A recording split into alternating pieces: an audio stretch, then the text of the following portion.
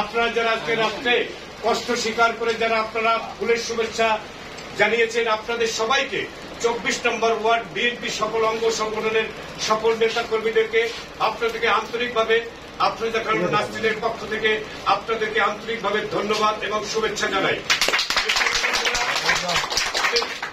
আজকে মহানগরের নেতা অ্যাডভোকেট আফরোজা খানম নাসরিনের দৃষ্টি আকর্ষণ করে আপনাদের সম্মুখে একটি কথা বলতে চাই। আপনি জানেন আপা, আজকে 24 নম্বর ওয়ার্ড, 25 নম্বর ওয়ার্ড, 26 নম্বর ওয়ার্ড, এই 3টি ওয়ার্ডে 30টি ওয়ার্ডের ভিতরে এই 3টি ওয়ার্ডে বরিশালে বাংলাদেশ জাতীয়তাবাদী দলের নেতাকর্মী যারা রয়েছে, অঙ্গ সংগঠনের যারা নেতাকর্মী রয়েছে, তারা সবাই সবচেয়ে বৈষম্য শিকার হচ্ছে।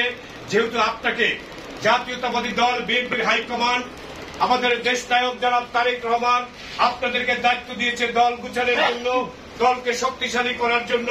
তাই আমি আশা করি এই 24 নম্বর ওয়ার্ডের পক্ষ থেকে আমি আশা করি আপনারা সেটার দৃষ্টি রাখবেন, যাতে দলের নেতাকর্মী যারা রয়েছে এবং সাধারণ আপামর জনগণ যারা রয়েছে, সকল শ্রেণী পেশার মানুষ যাতে শান্তিতে বসবাস করতে পারে, দুর্নীতি মুক্ত থাকে, চাঁদাবাজ থেকে মুক্ত থাকে, এদিকে আপনারা দৃষ্টি রাখবেন।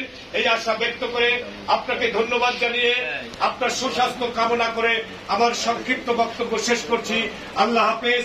বাংলাদেশ জিন্দাবাদ, বাংলাদেশ জাতীয়তাবাদী দল বিএনপি জিন্দাবাদ, শহীদ রাষ্ট্রপতি জিয়াউর রহমান অমর হোক, খালেদা জিয়া জিন্দাবাদ, জনাব তারেক রহমান জিন্দাবাদ জিন্দাবাদ জিন্দাবাদ। আপনাদের সম্মুখে সংক্ষিপ্ত আকারে দু একটি কথা বলার জন্য, বক্তব্য রাখার জন্য আমি অনুরোধ করব বাংলাদেশ জাতীয়তাবাদী দল বিএনপি বরিশাল মহানগর শাখার বিপ্লবী সিনিয়র যুগ্ম আহ্বায়ক, রাজপথের লড়াকু যোদ্ধা, আওয়ামী ফ্যাসিস্ট সরকারের বিরুদ্ধে যিনি এই বরিশালের সবচেয়ে বেশি আন্দোলন সংগ্রামে ঝাঁপিয়ে পড়েছেন, আমাদের সেই প্রিয় নেত্রী জনাব অ্যাডভোকেট আফরোজা খানম নাসরিন।